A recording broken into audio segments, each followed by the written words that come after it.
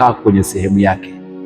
Wakati shetani au nyoka anafanya mazungumzo na Hawa au Eva, jiulize swali hili: Adamu alikuwa wapi?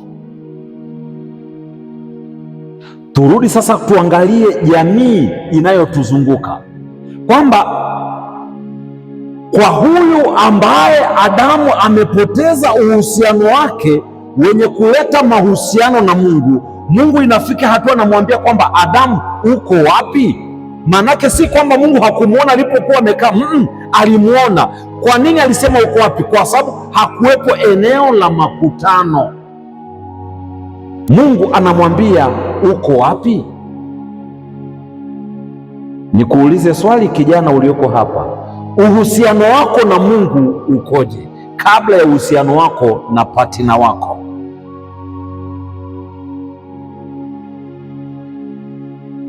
Angalia kitabu cha Mwanzo mlango ule wa 6 mstari wa 9. Mwanzo mlango ule wa 6 mstari wa 9, anasema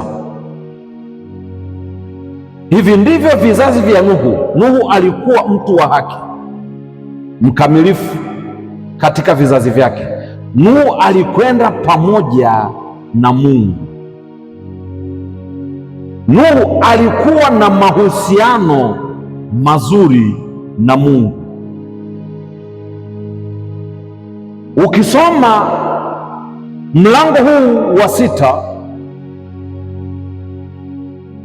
ukasoma mlango wa 7, ukasoma mlango wa 8, ukasoma mlango wa 9,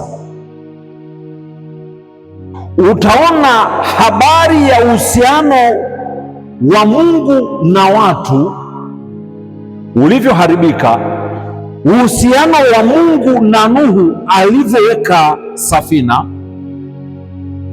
Na mnafahamu safina ilijengwa kwa muda gani?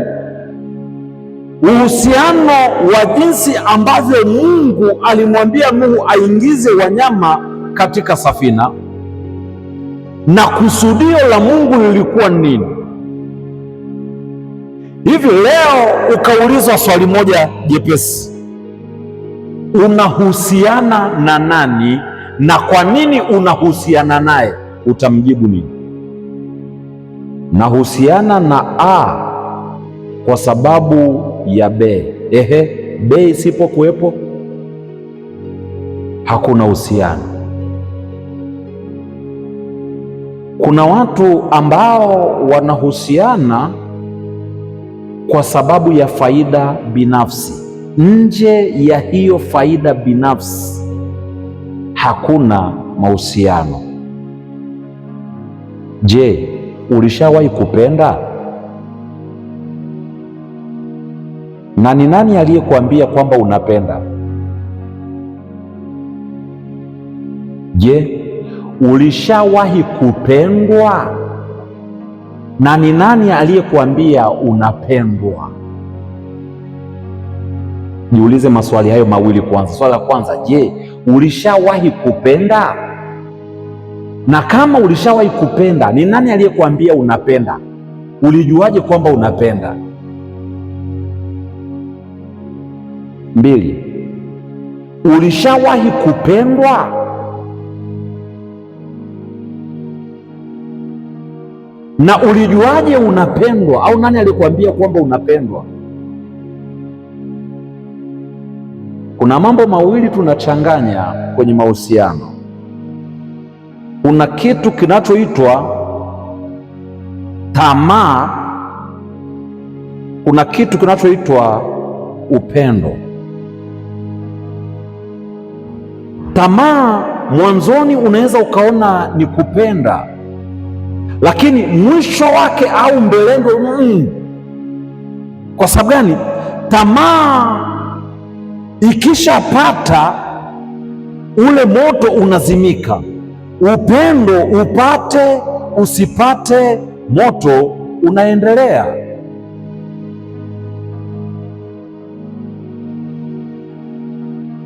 Uhusiano wako unapaswa utegemee majira, kutambua thamani ya majira yako katika uhusiano au mahusiano husika. Kwa nini unahusiana naye? Mwanzo 1:14 utanielewa. Mwanzo 1:14, Mungu akasema, na iwe mianga katika anga la mbingu ili itenge kati ya mchana na usiku, nayo iwe ndiyo dalili na majira na siku na miaka.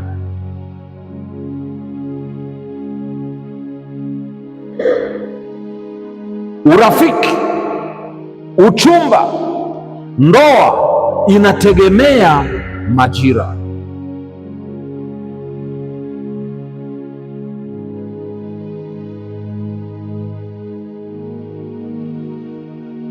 Kijana, ukitambua thamani ya majira ulionayo, hautayachezea.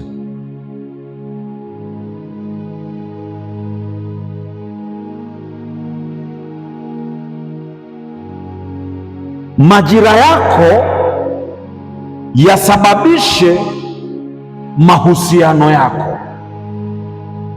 Huwezi ukaniambia ni serious engage form 2, form 3, form 4 anakwambia tena mchumba upi wa form 4? Haki ya Mungu, ukiniacha tu isioni maisha bila wewe, form 4. Thamani ya majira yako kwenye mahusiano.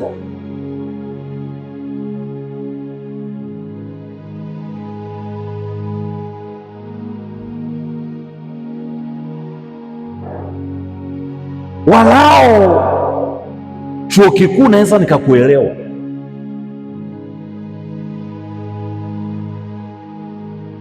eti kuna uchumba wa darasa la 7, unaweza mkacheka. Sikiliza nikwambie kimoja rafiki, tambua thamani ya majira yako, yapelekee mahusiano yako kuwa bora au si bora. Mfano, wasichana wengi tu, wengi si wachache, wengi kasoro wewe ulioko hapa, wengi wanadeti na wanaume waliooa. Kwa future ipi?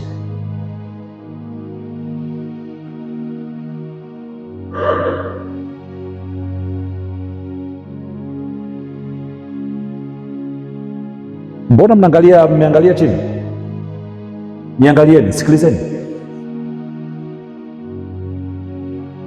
Na kesi ambazo nimepata nyingi mchungaji, ni kwamba wanakwambia nienda kufundisha kwa na kipindi pale Mukops, chuo cha ushirika, pia Mwenge nimefanya, ambia kwamba tumishi, unafahamu wanaume wenye ndoa si wasumbufu.